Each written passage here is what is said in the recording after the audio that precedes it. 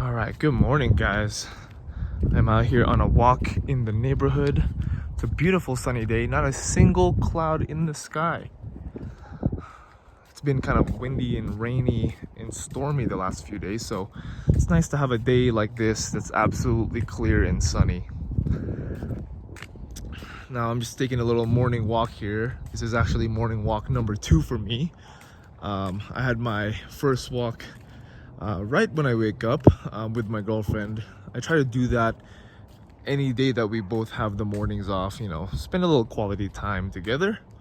I am working later today, but I'm fortunate enough that I have an afternoon shift today, so I'm able to have 2 morning walks today.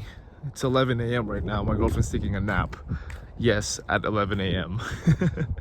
So I am solo dolo on a morning walk number 2.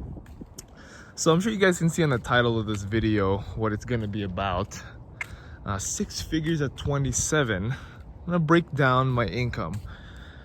Now, I am cheating because I have to do the math, so I got a little pad here that breaks down the numbers so I can give you guys an accurate breakdown of my income. And honestly, I've never done this for myself. I only did the math for this video, and I am pretty shocked with the number. But otherwise, we'll get into it. We'll cut it in a few different sections, some with my investments and some with my W-2 incomes. I don't have any 1099s. I don't have any businesses, so it'll just be W-2s and investments. All right, so we'll just this off with my W-2 incomes. So in terms of my main full-time job, and with that, it's not on an hourly basis, it's a salary basis, and I just have to work 15 shifts a month where the shifts are differing hours. Sometimes it's 11 hours, sometimes it's 7 hours, sometimes it's 8 hours. It all depends on the hours of whichever branch of my job I'm working at. And so for that, I make $11,000 a month pre-tax. And that comes out to actually about $7,500 post-tax, which is $3,750 every 2 weeks, every paycheck period. After that, I have a part-time job that one I work about 1 to 3 shifts a week.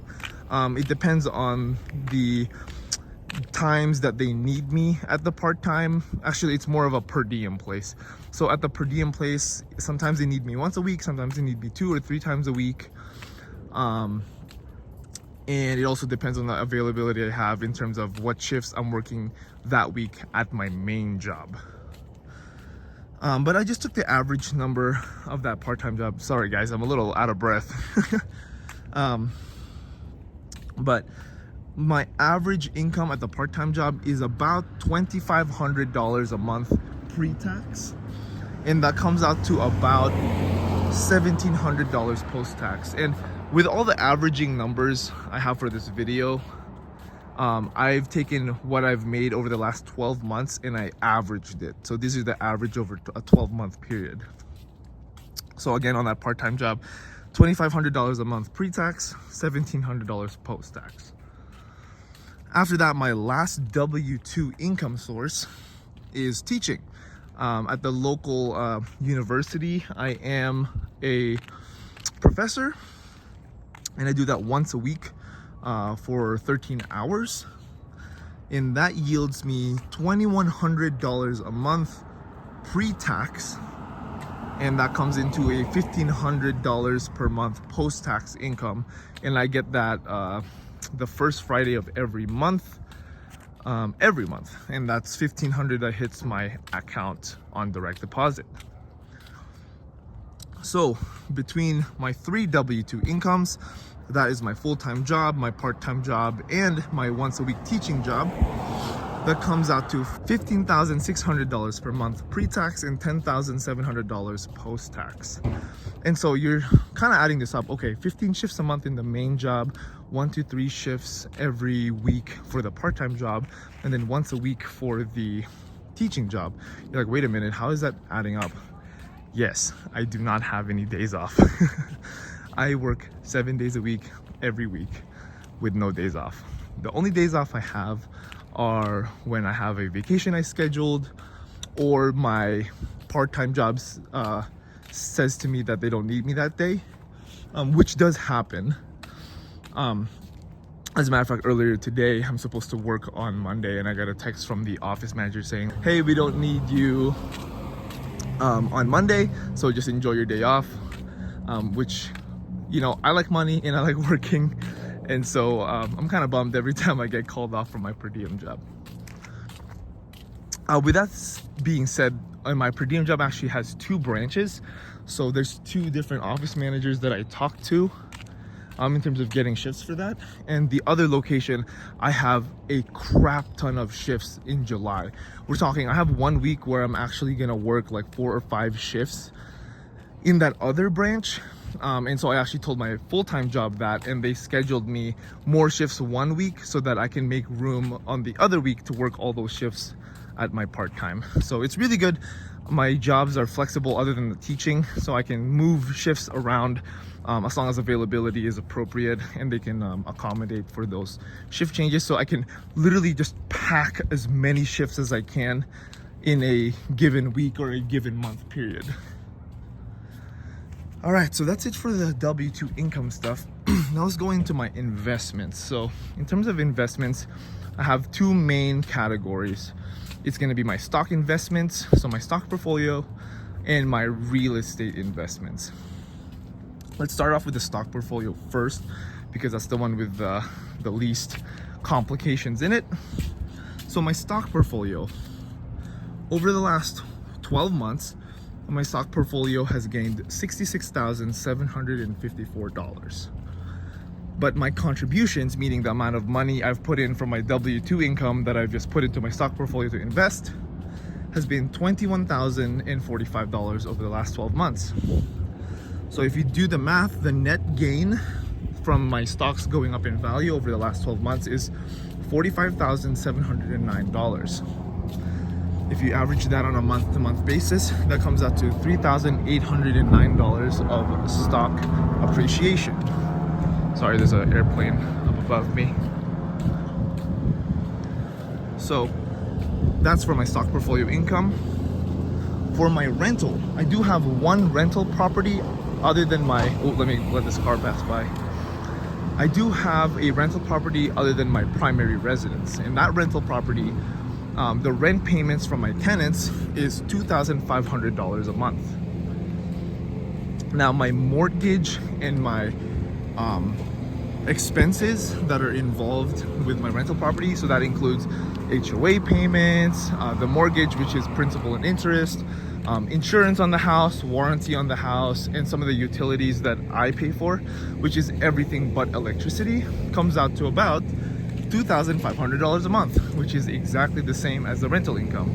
So that means my net gain on my rental property in terms of a month-to-month cash flow is $0. I make no money in cash flow on my primary on my rental residence. Now that sounds like a bad deal, right? But let me explain where I actually make the money on my rental property. Going to the next section, property appreciation. So on my rental property, over the last 12 months, it has appreciated $110,000 in property value. Divided on a month-to-month basis, that is $9,166.67 in monthly appreciation of the property value of my rental property. Now, there's also some principal pay down to that property from the monthly mortgage payments that I make, which is technically covered by my tenants. And that comes out to, right now, with the way that the mortgage loan is amortized, is about, I believe, $400 a month. But I actually forgot to add that on the math, so you can add that later on in your head. $400 in property equity in terms of principal pay down. My primary residence, I don't make any cash flow on that since I live in it. But in terms of property appreciation, it's appreciated about $10,000 over the last 12 months. Coming to about $833.33 a month. So in terms of my property appreciation over my two different real estate properties, that comes out to $120,000 over the last 12 months, or $10,000 over the last, or $10,000 each month over the last 12 months. So let's total up the total numbers on here. So my WT income comes out to $15,600 a month pre-tax. Add that with my stock portfolio gain of $3,809 per month, and then my total property appreciation, which is $10,000 a month. That number comes out to $29,409 per month pre-tax. If you multiply that by 12, you get $352,908 per year. Wow. So I knew I made six figures for sure, but I didn't know that over the last 12 months I've made 350 grand. That is pretty remarkable. Now, is this normal? Let's look at the math. My stock portfolio went up 45,000 bucks over the last year. Could I expect those same returns for the next 12 months?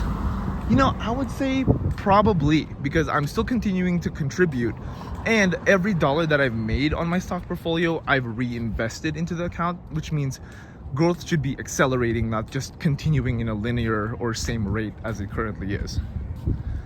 So do I expect that same return? Yes, with all those factors, coupled with the fact that interest rates are probably going to go down, which means the economy is going to boom. It's going to be easier for companies to borrow money, and therefore company valuations should be going up over these next year. Yes, I think that income should be the same. Now, do I expect property appreciation to be the same? That one, I'm going to say no. That rental property that I bought, which was 2 years ago, I did buy it in a really good part of town. And the city that I live in is a fast growing city with a lot of industry that's been coming. Plus the area that I bought the house in the city is like a really popular and like high value, more posh part of town, you would say. So the appreciation there is really, really good. With that being said, I think that really fast appreciation cycle of that part of the city has come to an end. So I know the property is still going to appreciate really good, but I don't think it's going to appreciate $110,000 really good. To put it into perspective, that house I bought for 325 grand, and so now it's about, what's 110 on that, 435. I don't think it's gonna go into 500 plus over the next 12 months. I don't think so. Maybe 30, 40, 50 grand of appreciation, but not another 100 grand. And so, of course, you know, being my age, I want to keep up that kind of income. I want to make 300 plus every single year. Hell, it should be even growing faster to 400s, 500s. How am I gonna do that? I want to buy another property. I want to buy another property that is the same kind of setup as that rental property, because that's really, in terms of investment wise, that's how I got the most of those gains. Let me take a quick break and sit under this tree because it's freaking hot. So let's hang out under this tree real quick. So yeah, looking at the math here, I mean 120 grand just from appreciation of my rental property. I definitely want to get into another property with a similar setup, so a part of town that's fast growing, that is for sure going to have a lot of appreciation. So get another one of those, maybe hope for another 50, 60, 70 grand of appreciation if I choose really well. Maybe even get a type of place in that area that appreciates fast that also has some value add appreciation, so then I can just spend some money, update the kitchen, maybe add some square footage, add a room, and then further drive up that appreciation. And I can get, you know, similar returns as this last 12 months in terms of real estate appreciation. With the stock portfolio, I think I can beat that 45 grand net gain if I just keep investing smart and being more aggressive and reinvesting all my earnings. in the stock portfolio, as well as maybe even accelerating the amount of money that I invest from my W2 income. Now, in terms of my W2 income, I don't know if I can really accelerate it much. One cool thing is with my full-time job, not the part-time or the teaching, but the full-time job, there's two different pay models that my employer offers. There's a salary paying model, which is here's your annual salary, this is what you're gonna get paid for, there's no overtime. And there's also a productivity model, meaning with how many things you get done at work is how you get paid. So the top line is way better than the salary I'm getting right now, but the bottom line is zero, meaning if you don't get anything done, you'll make $0. Of course, that's impossible, right? Like, I'm not gonna have a $0 income from my full-time job because I won't be doing nothing.